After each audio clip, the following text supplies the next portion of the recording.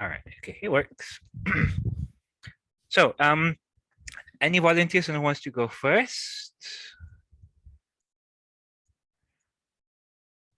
Or yeah. Hi, Junaid. Yeah. Hello, everyone. Hello. Hello, Jenny. Huh, I'm not okay. I can share screen. Okay, everything is here. Okay. Everything okay on your side, Junaid? Sorry. Everything okay? Yeah. All Everything right. fine. All right, great. So I think okay, I already started recording. Anyone wants to go first? Well, I can go first if you want. All right, great. Thank you. Okay, as I go first, can somebody take the time for me, please? Sure, I'll do it. So, are we ready to start? You hear me? Yeah. We can hear you. Yeah. Yep. Okay. Go ahead. Good.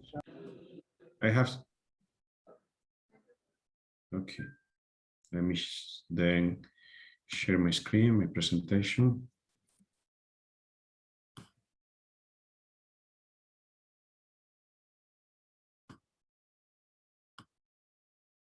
Let's see if this works.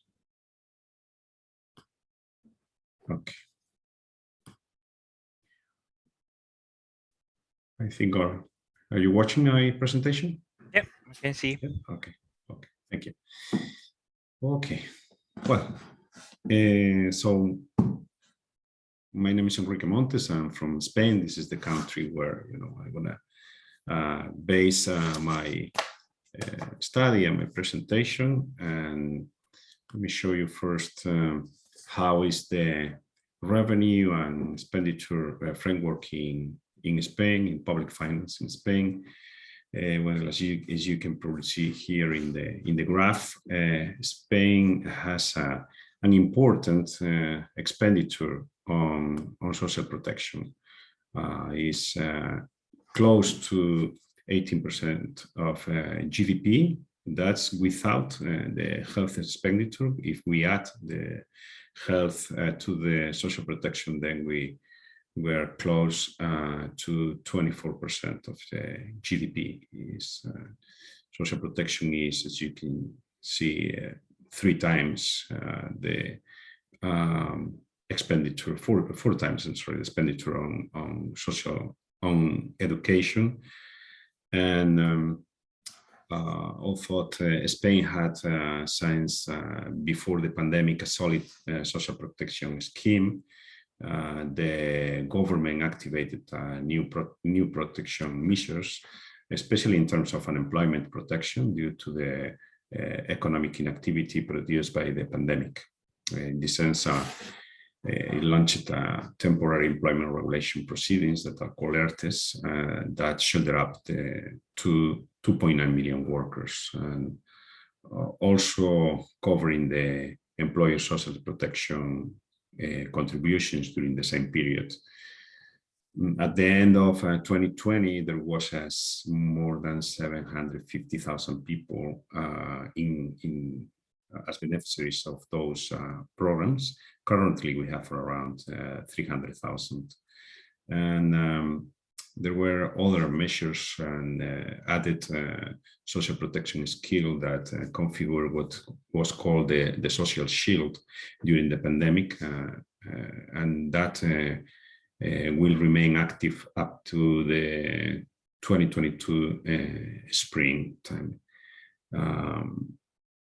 Pensions, minimum salary, and the social wage grow up according to an unusual, inflection that we have now, 3.1% in September, and to guarantee the spending capacity of the most disadvantaged. And recently, the recent approval of the first disbursements of the European Recovery Fund will provide to Spain about 140,000 million euros or billion euros in American system in the next years, and is a fundamental stimulus for economy recovery in Spain.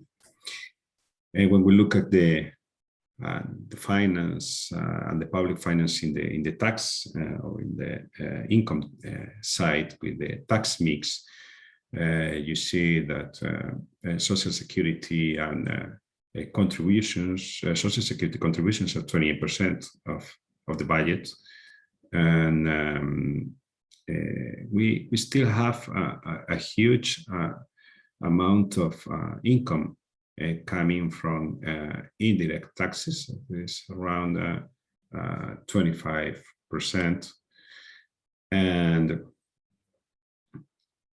when we look at the historical tax mix in terms of percentage over tax revenue, we see that the greatest incidence after the 2008 crisis was the maintenance of a business-friendly, we can call that, fiscal policy that was placed in order to recover from that crisis, and it's still the same up to today. And it was accompanied also by a significant growth of the direct taxes. Spain has been slowly but constantly closing the existing gaps in terms of tax to GDP ratio with the average of the EU countries. It was a 7.4% gap in 2011, comparing Spain with the EU average, and now it's 5.7%. And one of the characteristics of the tax mix in Spain is the relevant weight of social contributions. It almost reached 30% of the total, but anyway, it's insufficient, however, to cover the expenditure of the social protection system. In 2022 public budget, it needs to be transferred to the Social Security 18 billion euros to cover the annual deficit generated mainly by the pension system. And the sustainability of the social protection system is one of the major challenges that the nation is facing. Let me move forward to the next slide. And here we can see a comparative between the expenditure by functions of government of Spain compared with other Mediterranean European countries. As you see, comparing the COFOC of Spain with other Mediterranean countries of the European Union, we see that there is not too many differences. In Spain is slightly below the average in health, in spending on health, 5.98 versus 6.02 in the average. And the same behavior was found when collating Spanish social spending protection to the average, was around 7.3 versus 7.4. And when we disaggregate the spending on social protection, the expenditure in all age schemes in Spain is lower than in France, in Greece, or in Italy. But the expenditure in family or children social protection is also less than half of Cyprus or France, for example. On the other hand, social protection expenditure on sickness and disability of survivors and unemployment in Spain is significantly higher than the most Mediterranean countries.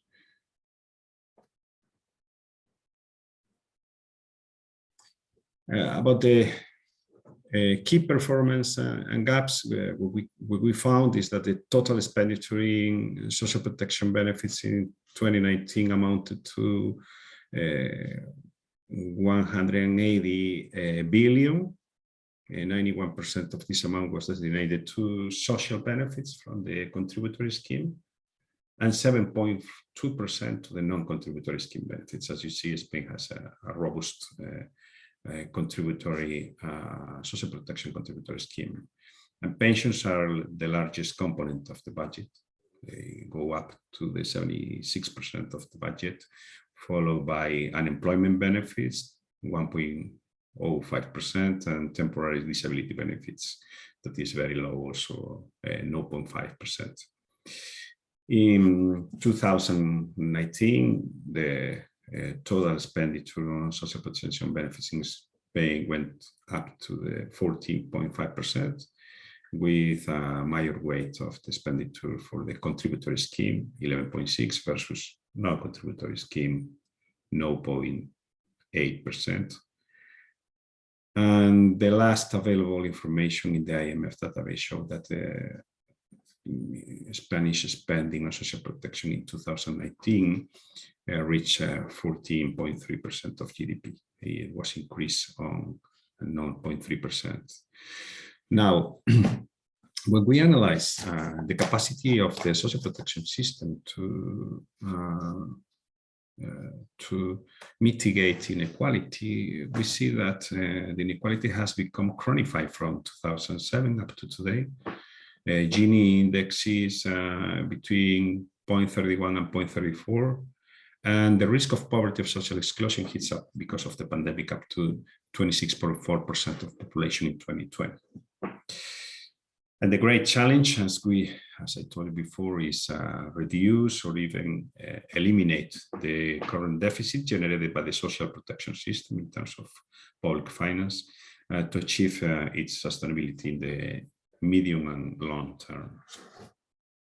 Now, when we analyze the non-contributory pensions, or called also social pensions in Spain, I'm sorry because this table is in Spanish, but I will tell you what it says there if you're not a Spanish speaker.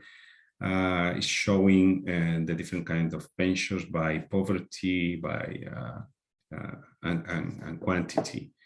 And we have pensions in the first column. There are the disability pensions. Second one is old age, widow, orphans, and family pensions. And the last column are all the pensions aggregated.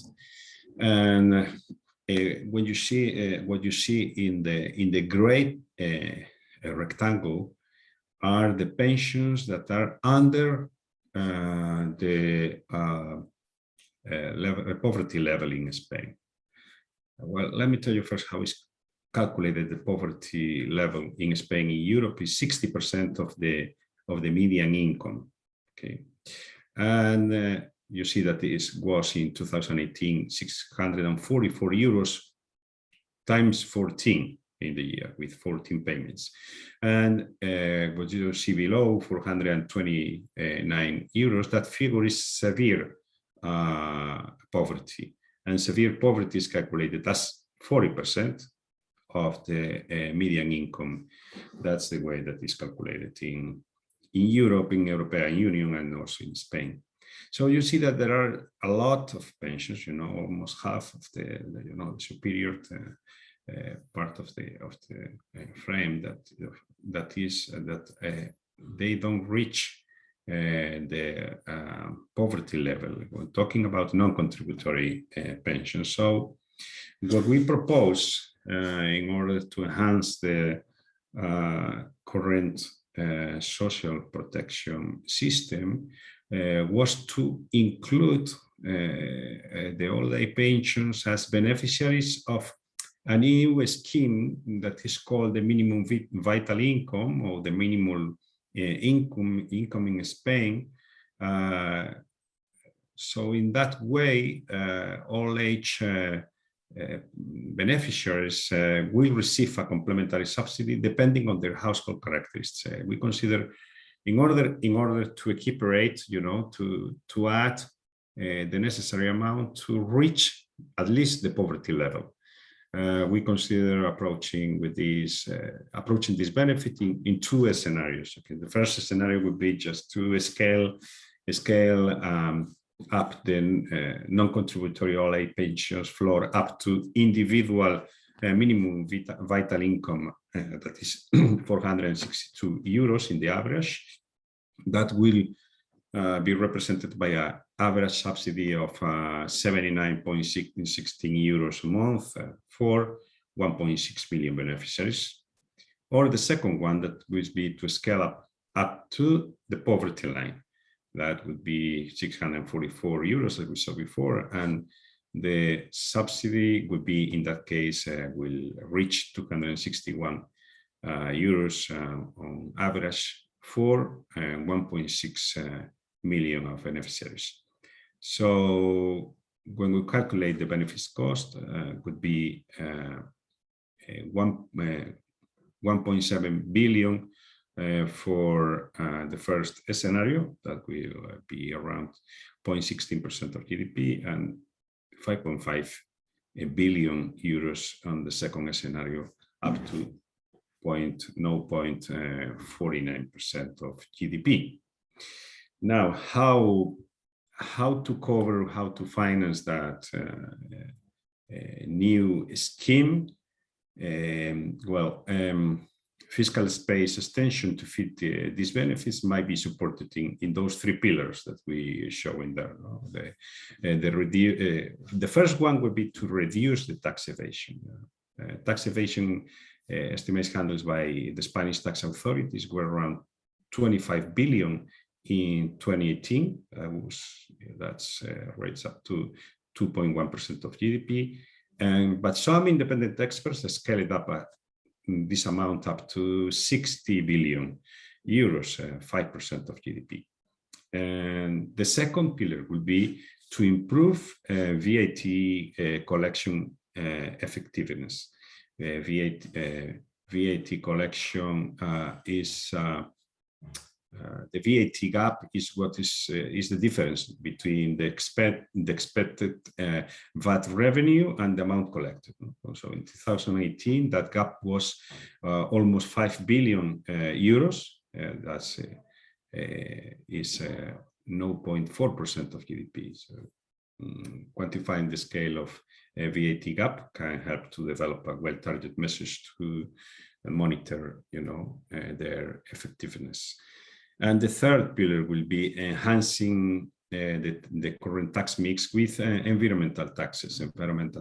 Taxation on pollution is still low in Spain, is 1.77% of GDP, and might be enhanced up to 2%, but to be close to the EU 27 average, that is 2.35. We think that the combination action for these three fiscal strategies will generate enough fiscal space to fit the cost of the benefit, and that's what we're showing in the graph that is in the right side. Fiscal, how would be the maximum fiscal space that we can reach versus the benefit cost in the first scenario and the second scenario. So the proposal, we estimate also the medium-term cost for these schemes in both scenarios. The first one would be the non-contributory old age pension floor scaled up to the individual minimum vital income. And we see two figures. The first row is how much it would be in terms of percent of GDP on inflation, calculated with indexed to inflation, and the second one indexed to average income, and the same for the second scenario.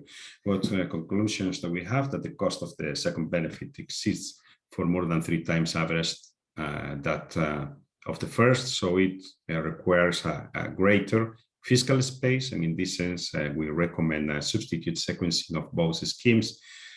A wider gap between the indexation variables over time due to wage growth, whose average projection is 2.0 higher than inflation, added to the aging of the population and to the growth of longevity in Spain. So as the poverty line in Spain, in Europe, is indexed on the average income, similarly, we think that this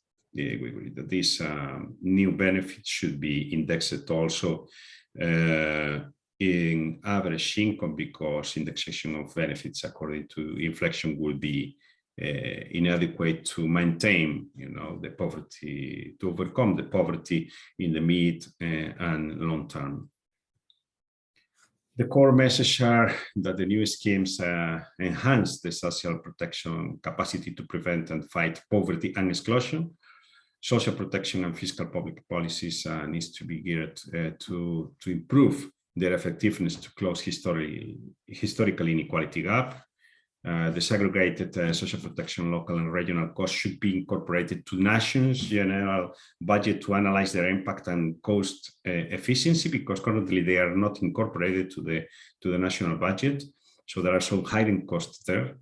Best practice should be incorporated to improve transparency on public budget process. When we study that in Spain, even especially in participation, the rate is very low compared with other EU countries. There is no enough room. Enough room for fiscal space through improved tax collections and green taxes policies. And we recommend substitutive sequencing of both schemes. Might be the first one could be afforded immediately, the second one in 2025, when the initial results in the implementation of the new fiscal package could be consolidated. And average income in this section will be implemented in both scenarios. And in a mid and long-term strategy, the same benefit should cover more beneficiaries of other non-contributory pensions, like persons with disabilities, widows, or orphans, basing the benefits implementation with the growth of the revenue and taxes strategy. And about leveraging support from the reform with the PFM public finance management cycle, we want to base, that leverage in the 4 pillars that are economy. Well, the new benefits will generate savings in other assistance programs covered by social services currently, and the local and regional level that would be not needed anymore. The cost efficiencies should not be affected as it's only monetary increase in an existing benefit. 1.6 million people will be able to overcome poverty with these new benefits, with a potential impact on the living conditions of up to 4 million cohabitants. And the poverty rate increase during the COVID-19 pandemic was increased by 4.8 points among 65 and older population, and impacted 1.9 million people. Well, this scheme can be effective also to enhance the situation, as well as improving inequality indicators. And that's all. Excellent. Thank you so much. Thank you. All right. Thank you, Enrique.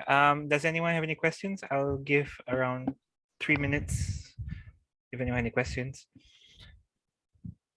I'd like to have a question. Sorry, Okay. Kissy, we can't really hear you. Yeah, you hear me? Yep, okay. Sorry, we're hearing question. background, yep. Okay, it's okay. Just a question, Enrique, about the coverage of old age population. I mean, the 65 plus age population. I mean, how many of them are covered by social protection, and how many of them aren't? Oh, you're talking in general, by non-contributory and contributory, non-contributory and contributory schemes. Right. Old age, it's 98% of population. Thank you. Right. Any more questions? I just one comment from myself. I think that for the last slide, the PFM cycle, I think it should be referring to the budget planning process. I think that's the only thing I think which isn't really answering the demand of the presentation. Otherwise, it's very clear. Your plan is excellent. Thank you, Nikki. Yeah, I was looking at that also, and I have some doubts about that because it could be just, the actions that we plan to do in the PFM cycle. But also, I also realized, that there are these 4 pillars, that was mentioned for the public finance management. And I decided to do it in how to support it, instead of what to do when. Because I think that this is, I didn't have so far enough information to go so further, and detail it in the calendar of the different states. But you're right. It's another way to and right. Thank you, everybody. Understood. Time for one last question. Otherwise, we can move on to Junaid. I think that we need to assess. They told us to assess after everyone finish, just to be sure that we complete. Okay, so I think I'm going to give everyone until the hour comes up, which is 3 minutes to assess Enrique. Let's do that now, and then we can move on to Junaid. Thank you.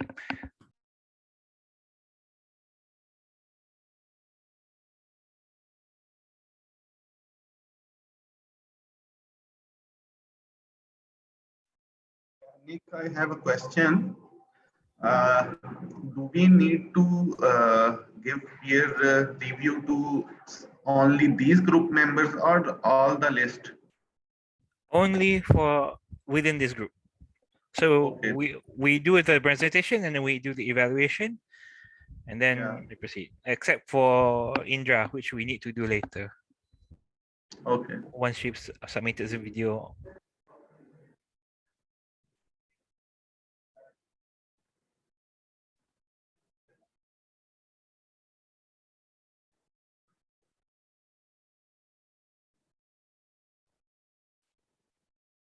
All right, I'm done, Enrique.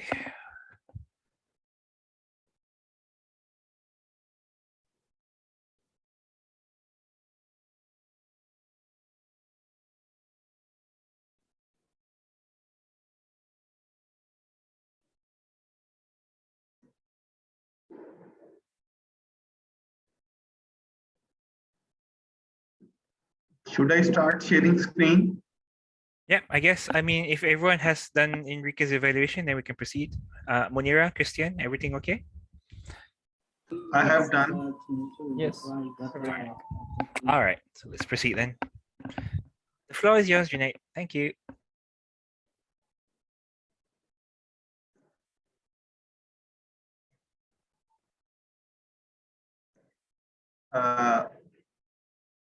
Okay. I am Junaid. I am working as General Manager Program, Punjab Social Protection Authority, Pakistan. So what I am presenting here is the public finance overview of Pakistan's budget. And as you can see, these are the revenues on the left side of your screen, and on the right side, we can see the expenditure.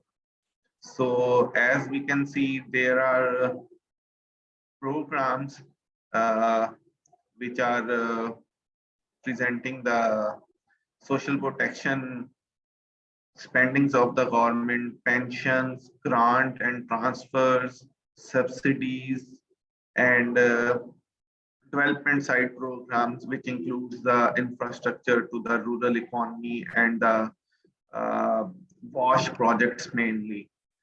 So on the next slide, and major revenue resources of Pakistan are basically the indirect taxation, which government gain through sales taxes, value-added taxes, and other levies. As Pakistan is one of the informal economies, over 90% of its economy is informal. So government applies indirect taxes rather than income taxes and wealth taxes. Here we can see the sector-wise tax mix of the Pakistan's economy, where agriculture is sharing around 1.2%, industry mainly the 70.4, and services 28.4. But we can see a gap here. The agriculture is having share in GDP around 22.5%, but its share in revenue, tax revenue, it's very less. This is all because of the informal sector of the rural economy and industry where import exports are heavily involved. This economy, this sector is usually uh, formalized, so they pay more of the taxes in tax mix of Pakistan. In this slide, you can see the overall assessment of social protection system of Pakistan expenditure wise. We can see on the left bars slide bar section in which we can see the social protection and social security expenditure of government has raised in last 7 to 8 years post pre-COVID years. And here is the on the right side we can see its year-wise expenditure, and we can see all of them falls under the expenditure of either its education, health, population planning, agriculture, rural development, subsidies, low cost housing schemes.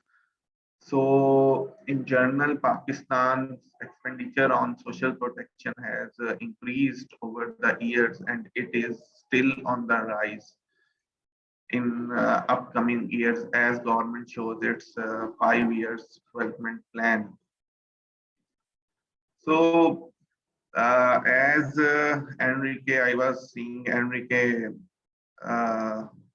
presentation, it was like more program specific, but in Pakistan we are already having in previous year we have interventions which are for the vulnerable groups, especially for disabled, for elderly people, in non-contributory pension for elderly people, and con consumption smoothing allowance for the poor household, in which around 30% of Pakistan population is covered. So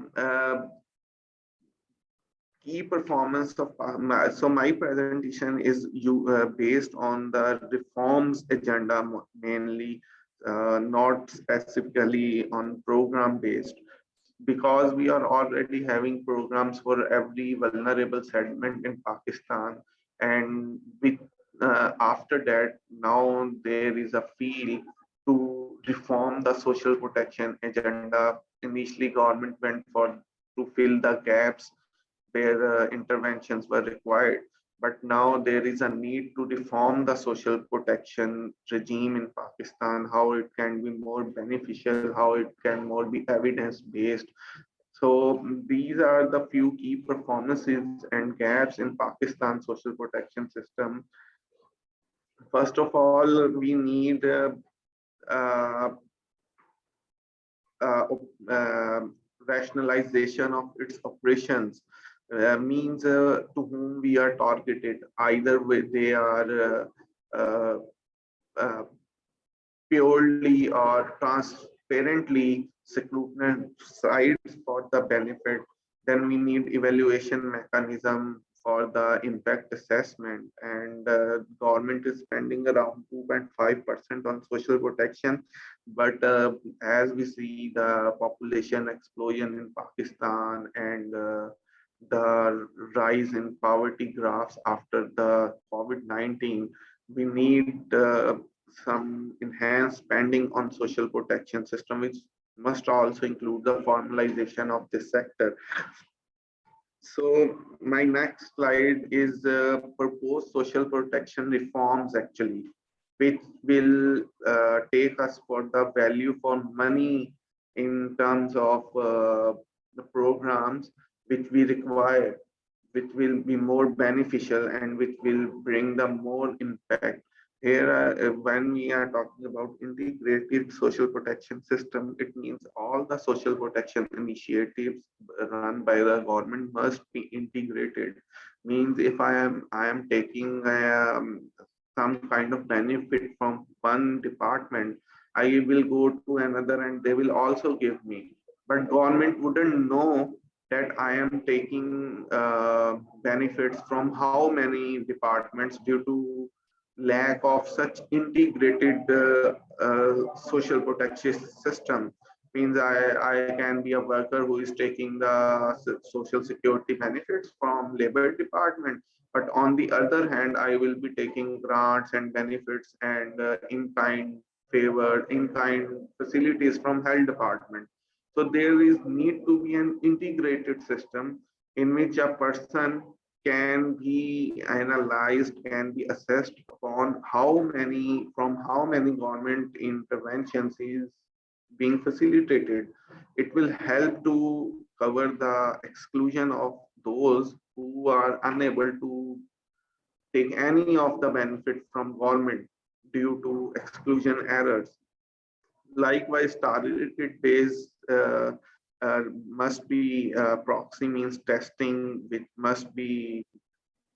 will lead us to target the beneficiaries who are most poor, vulnerable, and are in need. So, and the other reforms agenda is inclusion of informal sector. As I earlier said, there are 90% of Pakistani sectors are informal, and they are not talking about informality means they don't pay taxes, their income is in cash, their expenditure is in cash, they deal with the cash market and credit grade masters. And next is development of labor registry. The need labor registry is also associated with informal sector, and its requirement has been very much in need after, especially after the COVID-19, because in COVID-19, government paid compensation to the formal sector employees, but they were unable to give any of benefit to laborers due to their informal laborers due to their absency from the government registries. And next, I am proposing a UCT for elderly bit, which must be for the informal sector elderly, which may be bring upon after the development of registry and disabled in the labor sector. So these are estimated costs for the reform agenda in US dollar. For the integrated social protection system, we need around $20 million. So there is a detailed working in which which includes all the capacity building of the departments, development of IT infrastructure, and the single window beneficiary registry. So these this reform agenda will cost government around $390 million. And when we talk about the capacity building of labor force, it means we need to train our labor class, train our farmers that how the formalization of economy works. If they get formalized and they get more productive, they will earn the more benefits from the government. So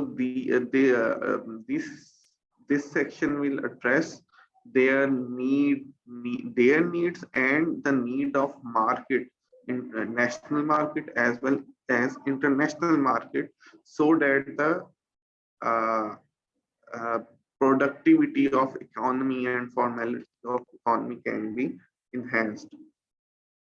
So the potential fiscal space in these scenarios, of course, these are new agenda items for to generate these $390 million I am proposing the technical assistance by international partners, taxation of luxury cars, luxury houses, imported food items, and contributory insurances for performance workers. So if we are talking about the taxation, as we can see, this taxation would not also help to generate revenue for social protection reforms, but also help us to manage our balance payment in which we are facing very much difficulties to balance our import and export bills, and we have to run after the IMF to get these balances paid. So way forward or core messages I am taking away with this presentations are develop a coordination framework which must clarify federal and provincial roles, because there this second my earlier argument about integrated social protection systems, that federal government is also running implementing program, provincial governments are also in running and implementing programs, but there is absence of integrated social protection system. No other department knows what other departments are doing. And at the provincial level, social protection agencies are to be streamlined, to be manage their data, to digitize their processes under the one administrative entity, which are developed by the government. So other is the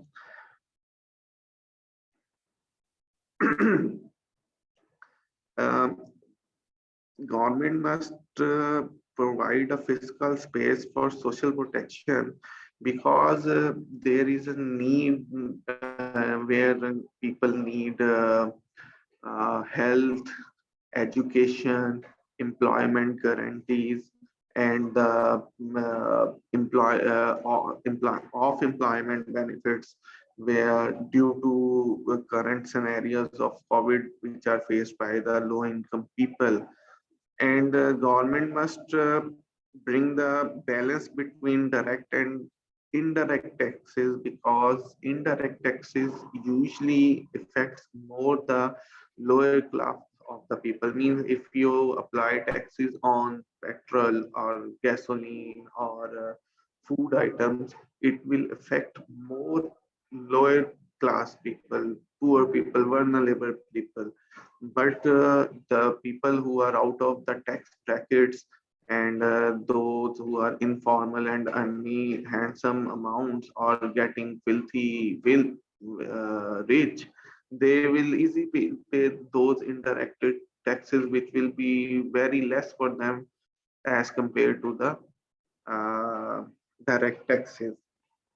So as far as social protection reform agenda is concerned, in my concerned country, which is Pakistan, these are my few submissions and suggestions, which I will submit here. And thank you for bearing with me. Oh, sorry. I am open for questions, Nick. All right. Thank you so much, Junaid. Any questions? Any feedback from everyone?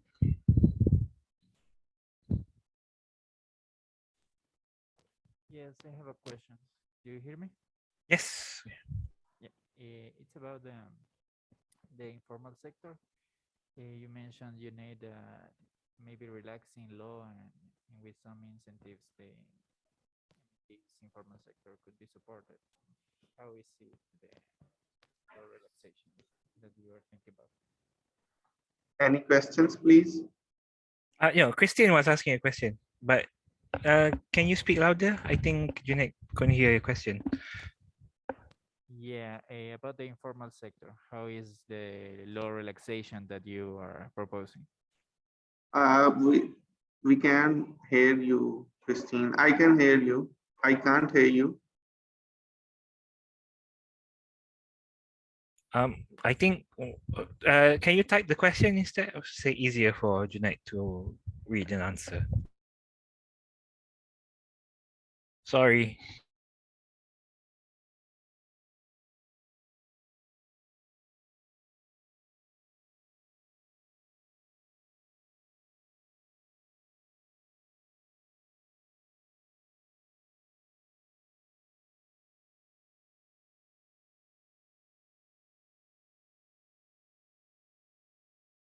All right, Junaid. Christine was asking law relaxation for the informal sector. How is it?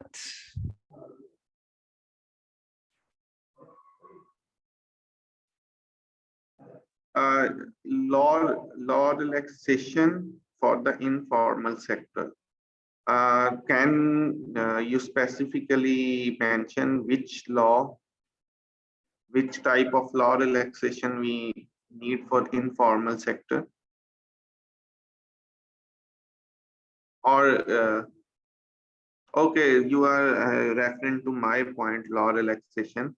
Means law relaxations means we can the government must introduce such reforms which incentivize people to come into the formal sector. Now rules and regulations are so strict and so cumbersome and lengthy, people avoid to be in formal sector, in which they would be asked questions about their inheritance, their family incomes. So as we are as a global south, Pakistan falls in global south countries, which were earlier called third world nations. Here we are like joint family system is very strong, in which two or three people earns and others spends. So people here are afraid to be in formal sector due to its restrictions, its cumbersome processes. So they avoid to be in formal sector. In that context, I was referring for some law relaxations, especially tax law relaxation for the informal Okay. Right. Thank you. Junaid. Any other questions? If no questions, we can go to evaluation then. Right. So I'll give everyone 1 minute. I mean, it doesn't take long to evaluate. Thank you.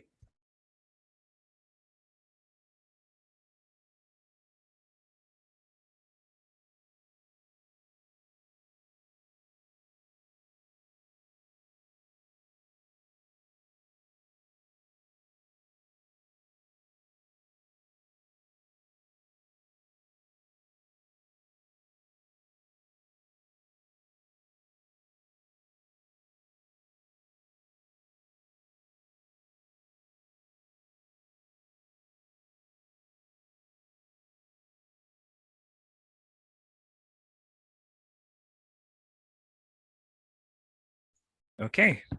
Can I go next? Because mine is very similar to Junaid's presentation.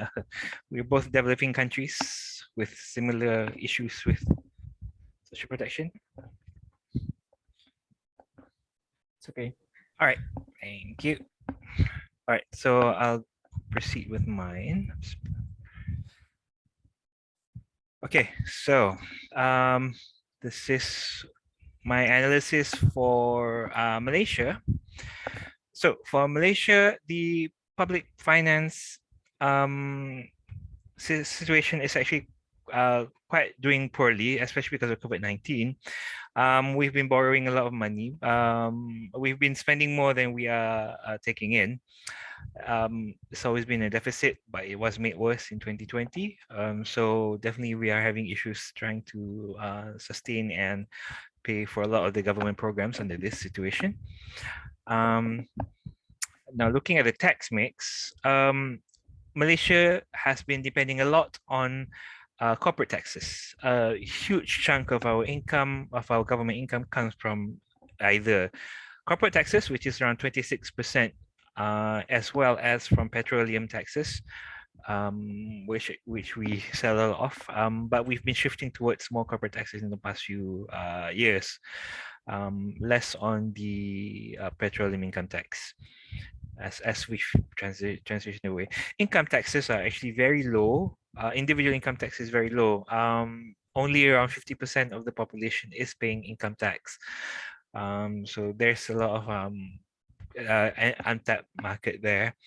The issue that we have is a lot of the social protection income or the contributions actually is not tracked on the government fiscal position, because a lot of it is self-contributed, but it's off the government balance sheet. So I work for the Employees Provident Fund, which is the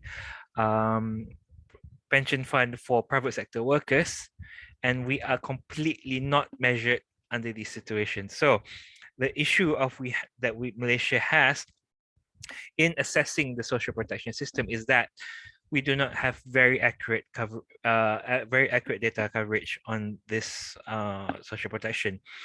The last data that we had came from the ILO. It shows that we are spending only 3% of the government, including health as a percent of GDP. So that is definitely low, far below what we should be doing. We're just slightly above Thailand, but below Singapore, below Vietnam, and definitely not as high as Spain, for example. And then this is just roughly, there's no exact data on social protection, so we can't really compare apples to apples to how other countries are managing it. So this is the main issue for Malaysia.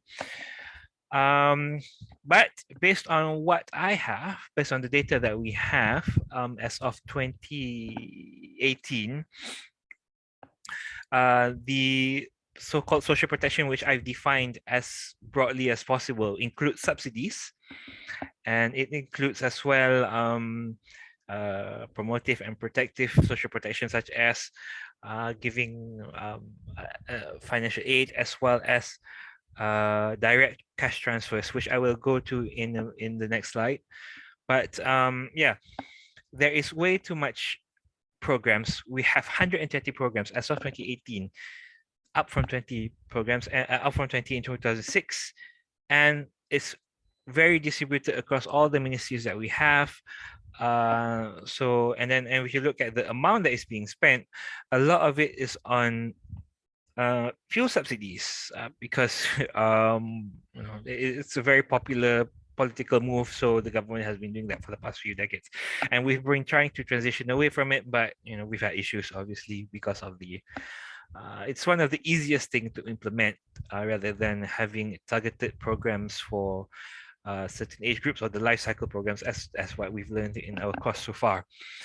And then, as I mentioned, I'm working at the EPF, which is the private sector pension. We are still so far doing quite well in receiving contributions from our members, but withdrawal rates are also increasing. And we've also, in 2019 and 2020, following the pandemic, we've had a big increase, because the government has allowed the people to withdraw money from the pension fund to pay for whatever they want. So there is definitely a issue with what the amount of savings that people are getting as we get this. You're going to see, once we have the data for 2020 and 2021, you can see the withdrawals will probably be significantly high compared to contributions. Okay, so knowing that the issue that we have, these are my proposals for social protection reforms. We already have a basic implementation of cash transfers. We already give in Malaysian ringgit 500. A range of 500 ringgit to 1,500, which is roughly 125 US dollars to 400 US dollars for every household that earns within this range of 500 to 2,500 ringgit per person. Per household per year. Sorry, this is per month, and we give them 500 ringgit to 1,000 ringgit per year. So it's very minimal. It is not enough to sustain monthly salaries for low households, but it has been in place. It has helped to reduce the hardcore poverty rate, but it has room to expand. But it is very, very costly and is very poorly monitored. It's basically done because it's a popular politically program. Because it gives it to the bottom 40% of households, basically a huge chunk of the population. And it's very broad, it's very populist. So that's one thing that needs to be addressed. What I have been looking at is also expanding health insurance to support healthcare costs. The Ministry of Health takes up the second largest portion of government budget, and while it's good, it has been very costly. And obviously, as we go into an aging population, the costs are expected to increase significantly. So definitely one program that could address the value for money would be health insurance. Also, as mentioned, there's over 120 programs for different ministries. A consolation will help to address the value for money issues. Next is the costed options. First, okay, so the government already has a lot of programs. 120 programs is a lot of programs. It covers all kinds of situations. It covers all kinds of life cycle issues. But the contribution by the government, as mentioned earlier, is very minimal. So the government can afford to support more. The GDP is sufficiently high to allow for higher government spending as a percent of GDP towards social program. We definitely can afford it, especially because there's a lot of leakages and such. So I've used the costing tool that we did for the assignments. So things like a universal child benefit of 150 ringgit a month, or roughly 25 US dollars per month, would only cost 6.6 billion ringgit, which is not a lot, considering that we've been spending 300 billion ringgit per year. So it's definitely something that the government can afford, especially for all children. Unemployment benefits is also cost around 5 billion ringgit, and it can be supported by the government. Right now, the unemployment benefits is fully paid for by the employees. The issue, how we are going to fund these programs, the problem with Malaysia is similar to other countries. We have a problem of corruption, we have low tax revenue, we have poor allocation resources. Too many programs are stretching the spending thin. So consolidation of the programs would definitely be beneficial. For example, if you are disabled in Malaysia, you have monthly disability benefits. We have a subsidy for companies to hire disabled workers, and then there's also training subsidies. So we can also all take it out and make one simple program for disabled people. As I mentioned earlier, Malaysia has a very low tax base. Only 15% formal sector workers pay income tax. We had a goods and services tax that was implemented in 2015, but it was cancelled again because of election 2018. So these are political issues that is causing a lot of problems for the longevity of Malaysian programs. And then one criticism that I personally have is that a lot of social protection programs are self-funded. As I've mentioned, the Employee Provident Fund is not recorded in the government spending. It is entirely self-contributed. We just use the money and then to get the interest payments and dividends to maintain above the inflation rate. So the government can definitely spend more to assist in longevity of savings for the people. Medium term, we can look at sustain its social protection coverage. Social protection flaws, especially for a lot of the informal sector workers in Malaysia. I did not mention this, and I will probably have to mention it in our technical memo once I submit it, but we have a lot of informal sector workers. Roughly 60% of all all adults who are working are in the informal sector, and they are not covered by any insurance coverage. And there's no universal programs for children and youth. And as I mentioned, we have issues with the having data.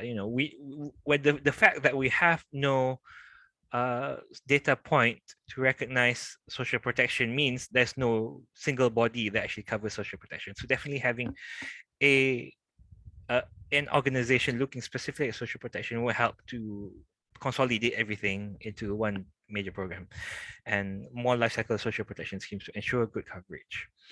So core messages would be we need to start early because Malaysia is an aging nation. We still have the funds, with our economy is still strong enough to sustain. And then we need to move away from self-funded programs because it will be very costly in the future.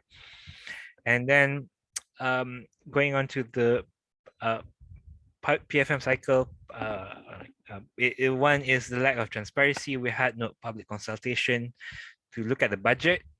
We should create an avenue for the public to discuss this. We have no mid-year review. Mid-year review is completely secret. It is only under the government. We have no legislative oversight. We use the Westminster system in the UK, which means the same people who make the policies are the same people who are in the parliament. So there's a lot of there's basically no oversight. It's the same people. And then we have finally the audit is done very late in the cycle. It definitely should be done earlier to prevent waste. So yeah, that's pretty much it. I think. Looking at the presentations by Enrique and Junaid, there's definitely a lot of improvements here, but I guess those are the things I will need to improve upon once I do the technical memo for the final presentation. Thank you very much. Does anyone have any questions?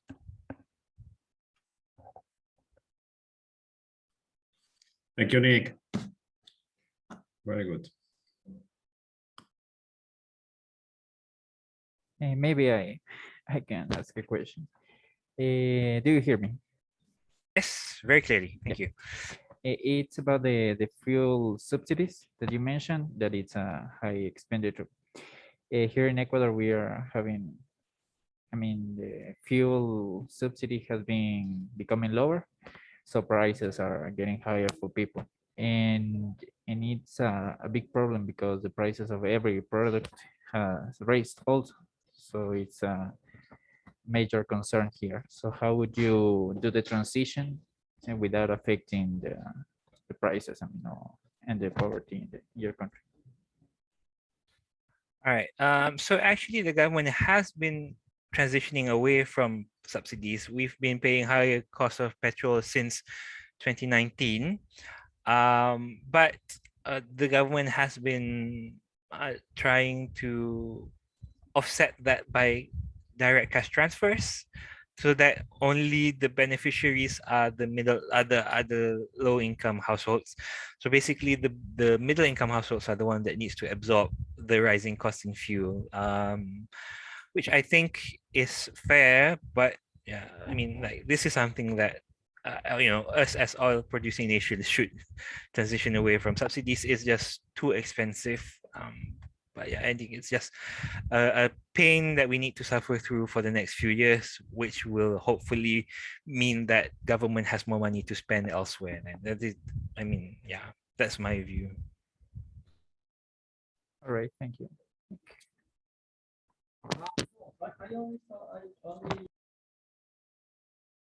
Right. One more question then, I guess, before we move on to my evaluation. Yeah. There's no questions, then 1 minute for evaluation then. Thank you.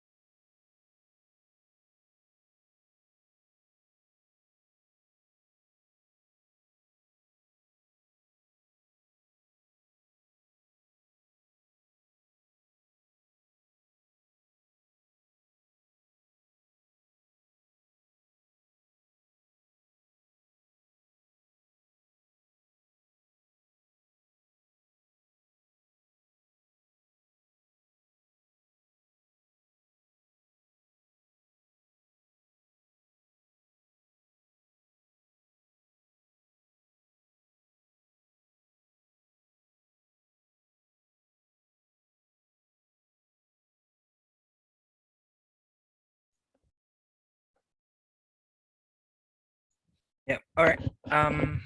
So who wants to do next, Christian or Munira? Sorry, right back.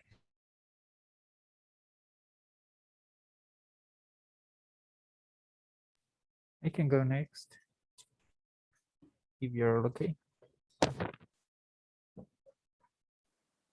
Yeah, sure.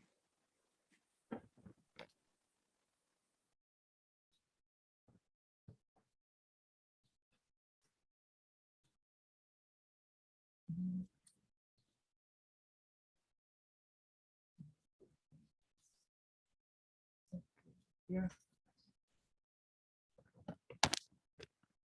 All right. Do you see my presentation? Yes, very clear. All right.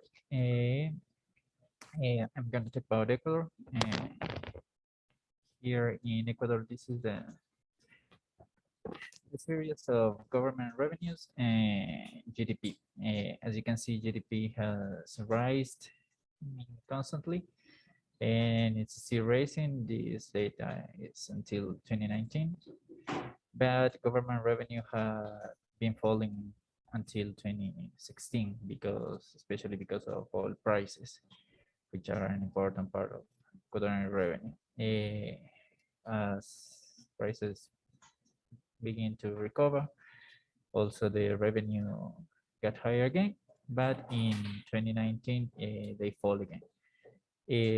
This fall and rise and fall can be explained mainly because of the political context of Ecuador. Until 2017, the government had one political line, and it changed in 2017 with some politics having kept. So 2018 was still a quite good year, but from 2019 on, politics have been more on the austerity side.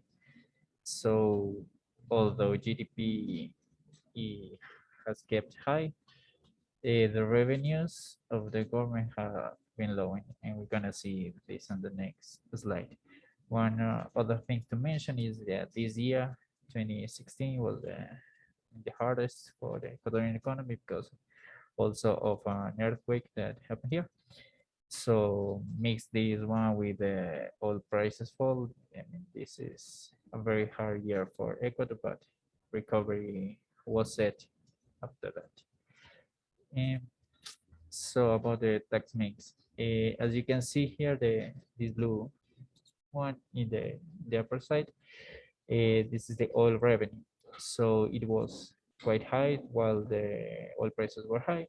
And as you can see here, the contribution of oil revenues was very low in 2015 and 2016. There is a recovery now for the next years. So the fall of 2019 is more related to these personal and corporate income taxes, which are not disaggregated here in Ecuador accounts.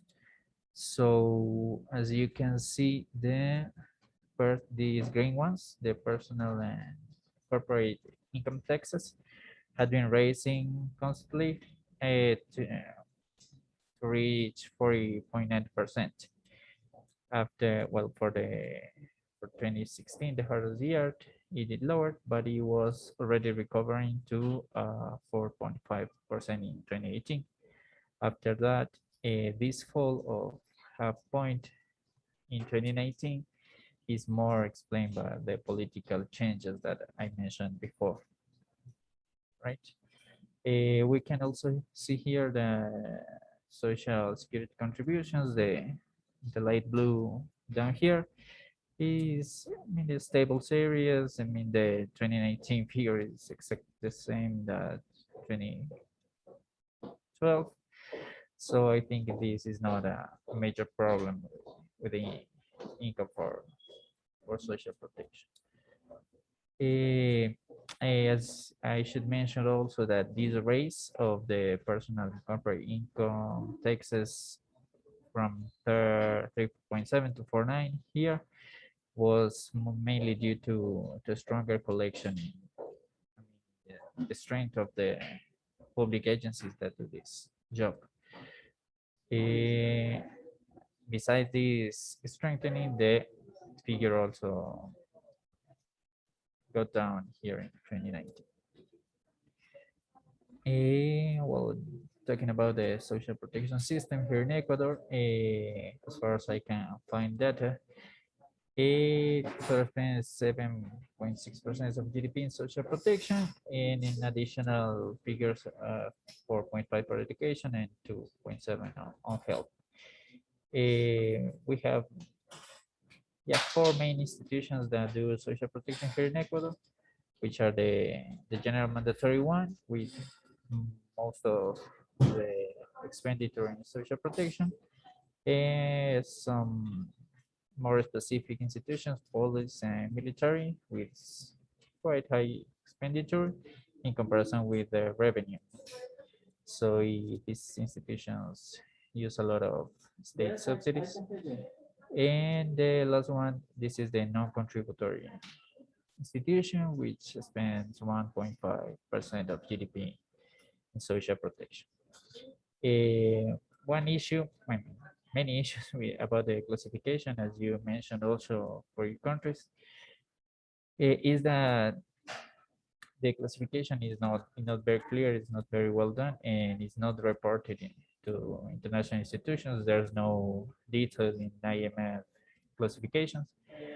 And also this expenditure is kind of mixed, because in these 3 institutions, we have also health expenditure that is mixed in this figure. So you don't have a clear figure of how much is it the expenditure on social protection without health.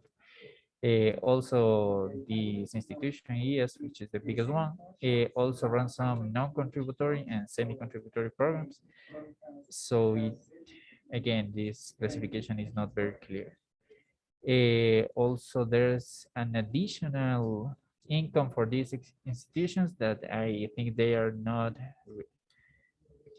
they are not seen in these figures, because government makes payments. For example, this difference between this 0.8% or 0.3, this difference is covered by the government itself, and it's not reported here in this figure. And as I mentioned, functional classification is not available at all. But this is the general scope, right? Social protection expenditure is low in comparison with developed countries, but it's quite high in comparison with other countries here in the region. Yeah, now the key performances. Well, in the general context, this is the population of Ecuador, 17.5 million people. And now the figure of poverty is 32%. Yeah, so I base my proposals on this figure, trying to reach this amount of people that is now living in poverty.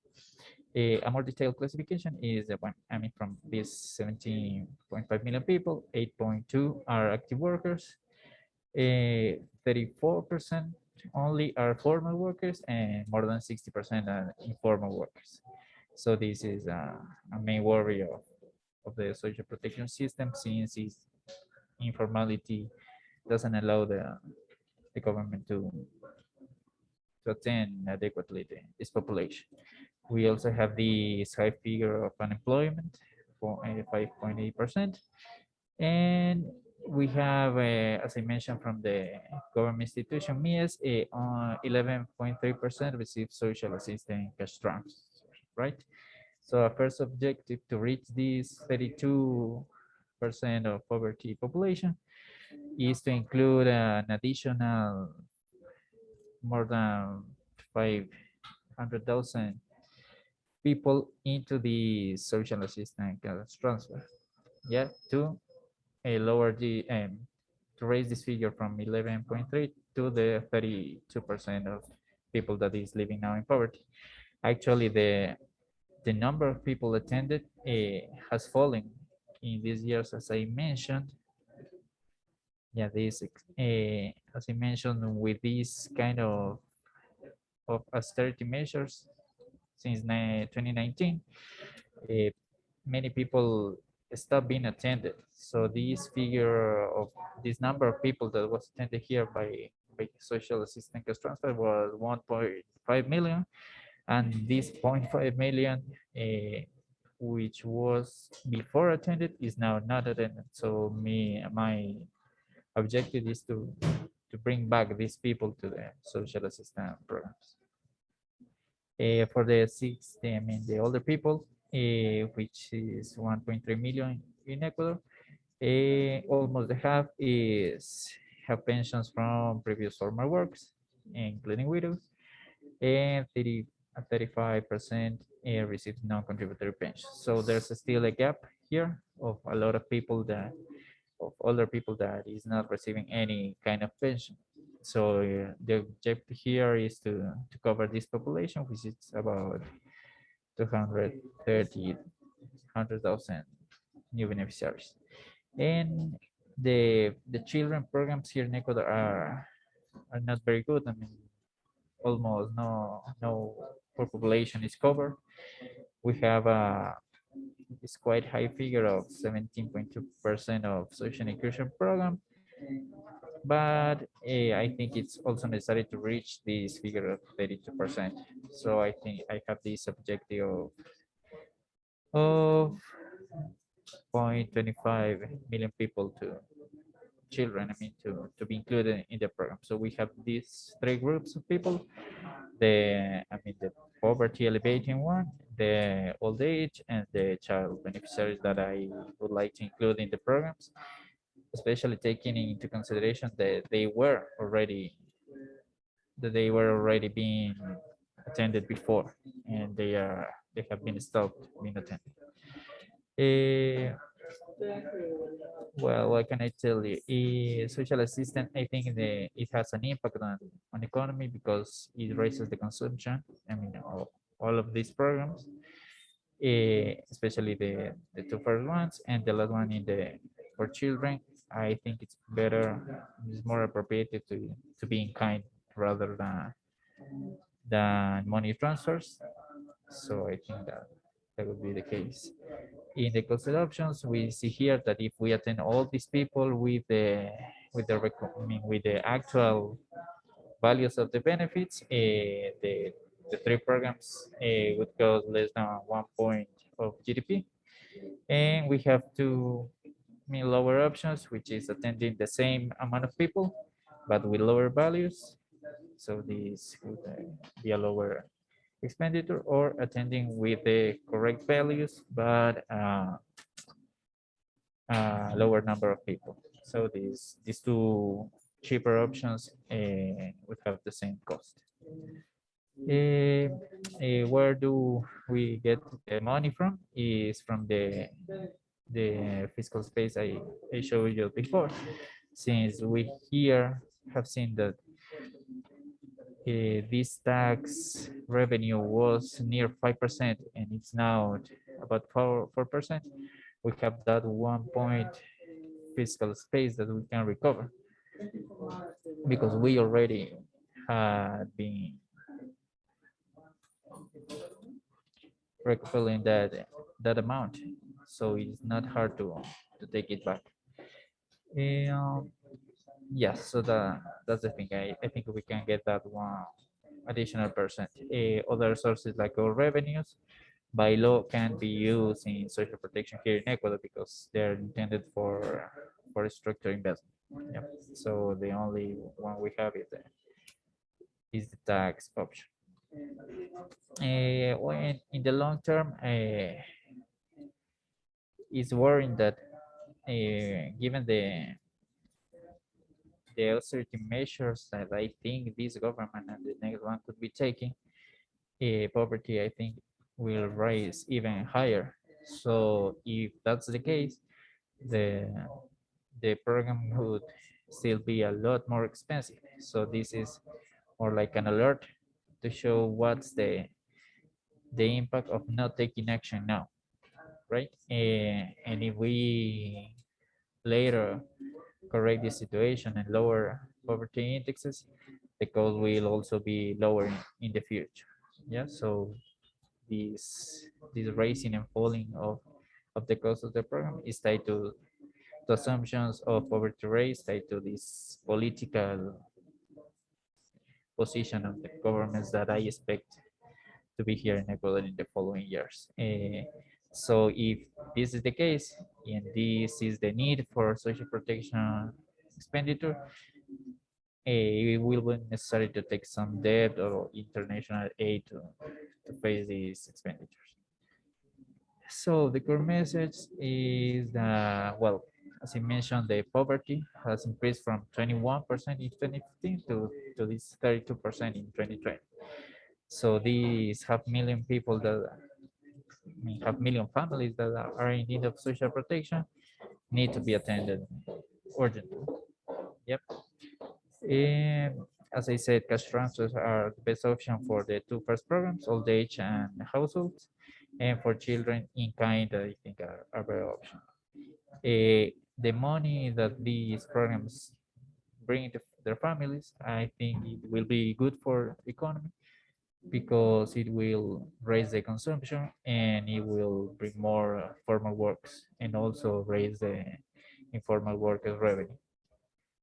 Fiscal space, I think it's clearly identified, yeah, in this better tax collection. Seems hard from the government point of view, but it can be done. And as I mentioned, not implementing the package or doing it below the objective will raise poverty levels and will make it more expensive in the following years. About the how can we do it in the PFM cycle?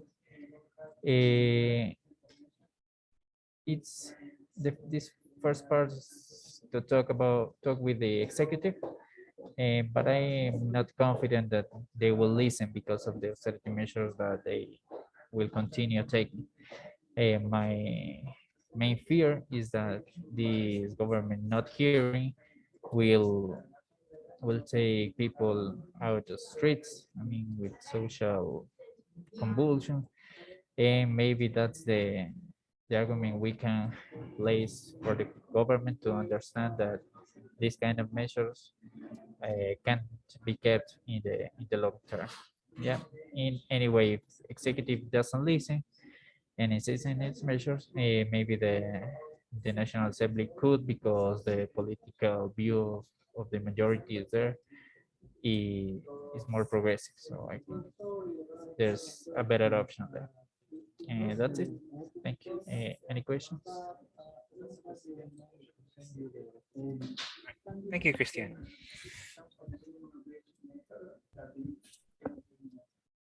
I think it's very clear. Nothing much from me. If anyone has any, oh, yeah, Enrique? Yeah, no, not for me. Well, I might miss it, but what's the size of the informal economy in Ecuador currently? It's more than 60%, from 60 to 70%. Okay, thank you. It was very clear for me. Thank you. Congratulations. Yep. Bye. Thank you. Good job. All right. So 1 minute to evaluate, Christian.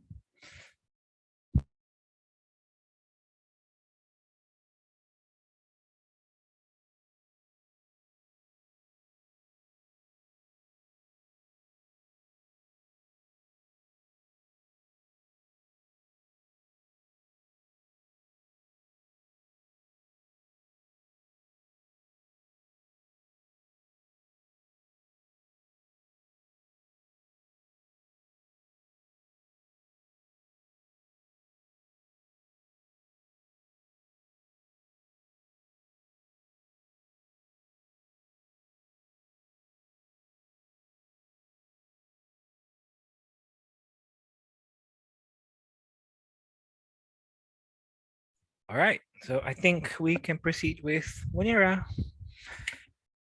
Save the best for last. Floor is yours, Munira. Thank you. Thank you. Well, first, the public finance for Saudi Arabia, for the revenues, we have like two main components: oil revenues and the non-oil revenues. Well, the non-oil revenues are taxes on income, profit, and capital gains, taxes on goods and services, taxes on trades and transaction, other taxes such as zakat, and other revenues. And for the expenditure, we have a compensation of employees, use of goods and services, financing expenses, subsidies, grants, social benefits, other expenses, and non-financial assets. For as you see in the on the right hand, the graph, the actual revenues and expenditure of Saudi over the past 20 years, and as you see, the the expenditure is exceeding the revenues, like from the 5 year on the past 5 years. For the taxes, the non-oil revenues in Saudi Arabia is only 47. Yes, we know the oil revenues is sharing the most of the revenues of Saudi Arabia, and the other revenues share a largest amount of the non-oil revenues with about 18%, and the 20% taxes are distributed as below in the graph, which is the 21% is the taxes in goods and services. And the non-oil revenues actually is increasing in the past 4 years. The GDP of the non-oil revenues is increasing by about 3%. The expenditure for the social protection. Well, first, the social protection and the budget of the ministry, as you shown here. This is only for the non-contributory scheme, which is Social Security, and it's for the Saudis only, and it covers the poor society of the Saudis. And the other contributory scheme is a pension and unemployment and occupational hazard is financed from the other organizations who runs the system. And as you can see, the graph on the right hand, this is for the non-contributory, the Social Security. And as you can see, the past 3 years, starting from 2018, there is an increasing of the expenditure, and that's because the implementing of the account, the citizens account, which is this is established to mitigate the impact of the economic reforms, has been in Saudi for all citizens. And the left hand, this is the expenditure for the public sector pensions and the private sector pensions. Sure, the public sector pensions is much more than private sector. That's because the public sector has been before the private sector. So it's, as we can see, it's mature. And it's sure, as you can see here, it's need to reforms, and because the expenditure is going to increase, and there is no revenues, or the revenues is not comparing to this at all. For the key performance and gaps, Saudi Arabia has, as we said, a non-contributory scheme, which is Social Security, which revenue from the zakat and approved budget from Ministry of Finance, endowments, and investment return. And this program or system, its targeted group are the Saudi poor population, including old age people, either male or female, who has no job, families without a breadwinner, and women without breadwinner, and orphans. For the contributory scheme, we have a civil pension, which covers all Saudi employees working on the public sector, and they are about 5% of the total population.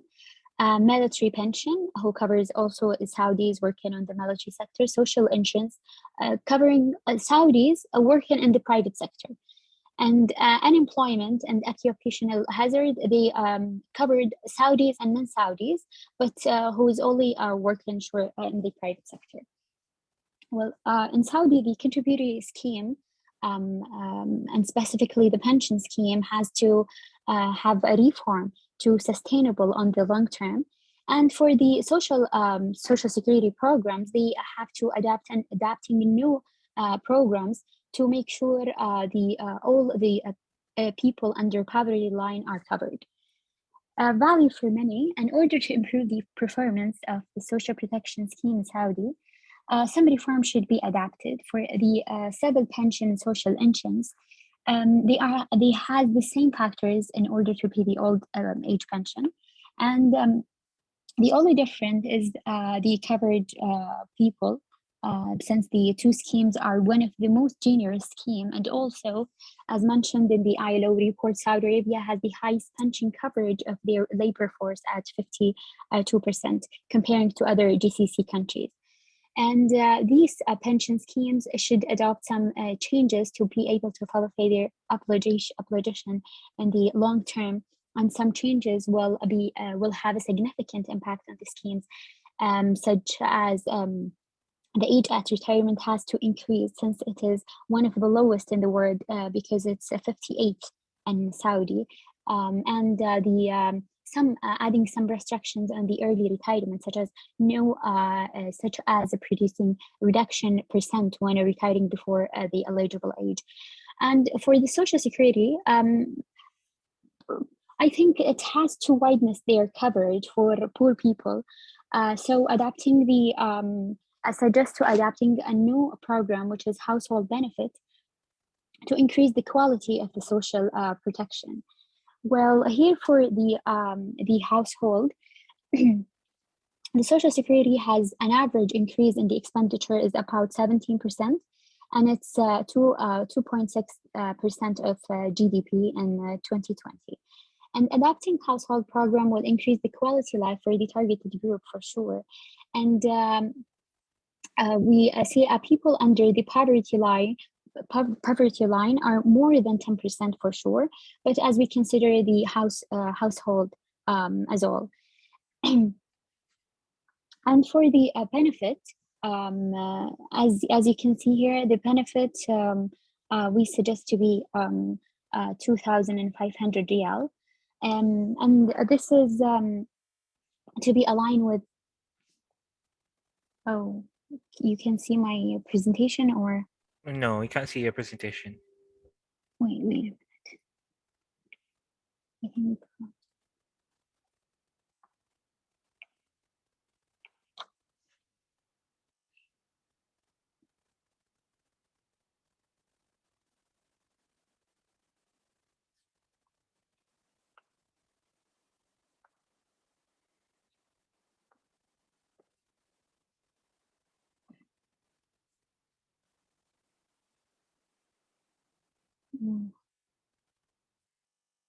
I think I still can't join this group. So just give me a minute. Of course, no problem.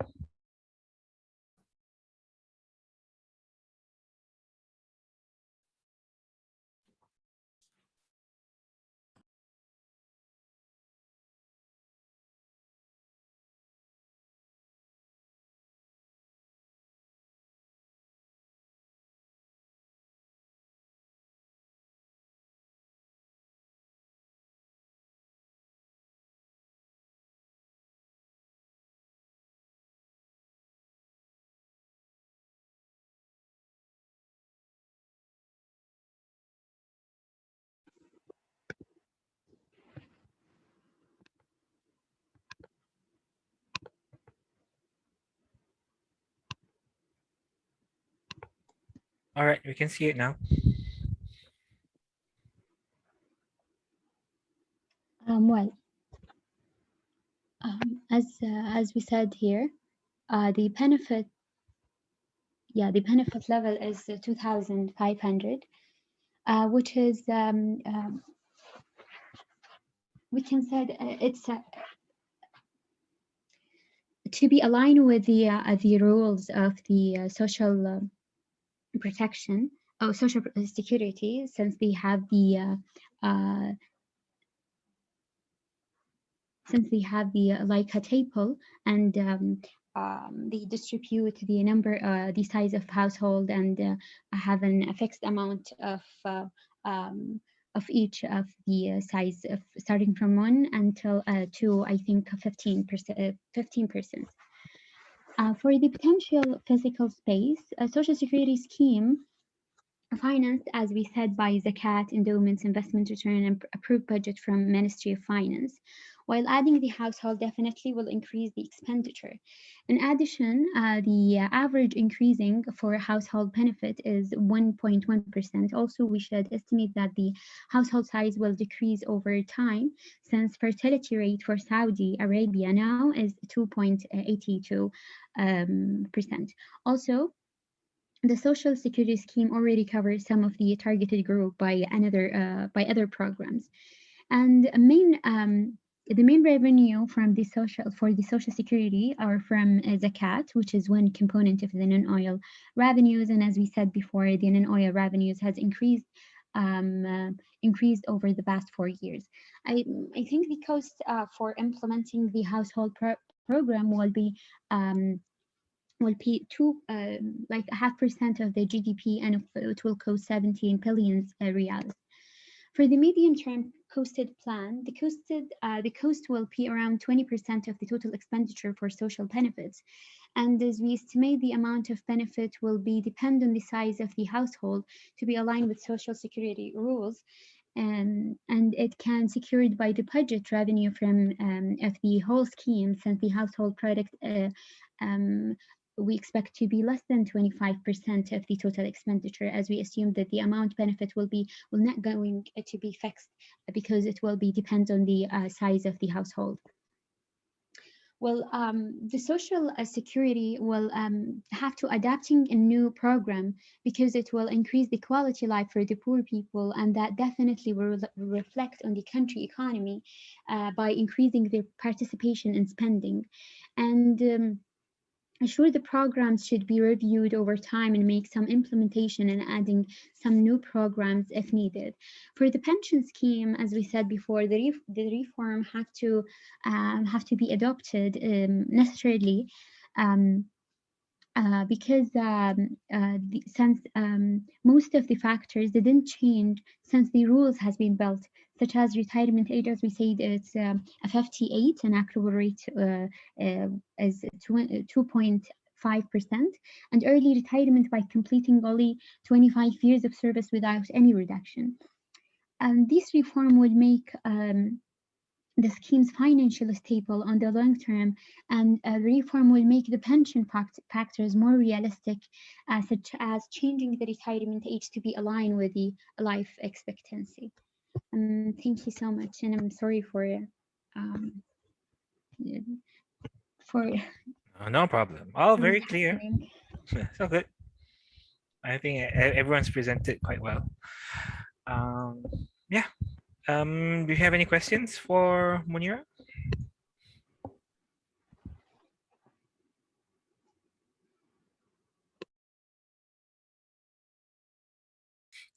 I myself don't have any questions, but I do think, in my opinion, that the coverage for cash transfers is a bit low, 10%. I think given the amount that you spend, it could be expanded to more households, I think, in my that's just my opinion. Yeah.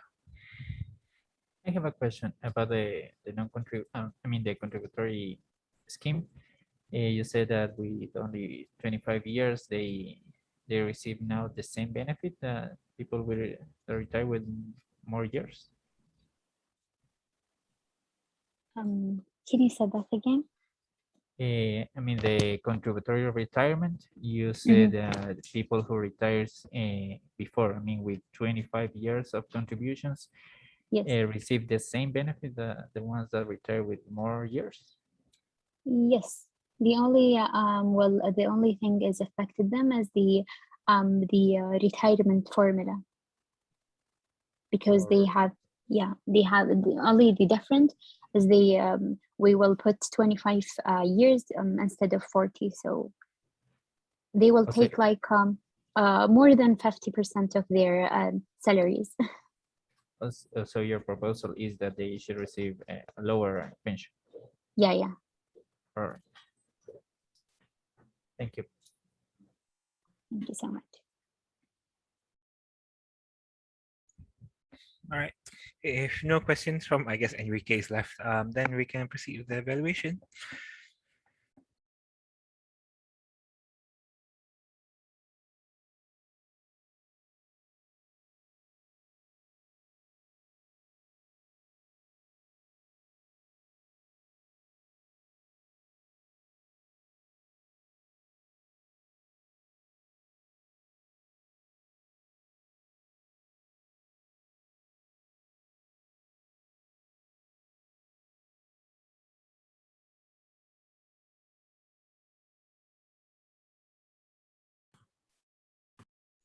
All right. So that's it for everyone. I guess we just have to wait Yeah. for Indra to present when we evaluate her separately. But otherwise, thank you so much, everyone, for speaking up and presenting. Learned so much. I think there's a lot of things that I need to fix before I submit the technical memo. So really appreciate all your presentations. So yeah, thank you so much. It's been nice knowing you. Thank you, everybody. Thank you, everybody. Good job. Thank you Thank you guys. so much. Congratulations. Thanks everyone. Congratulations, almost done.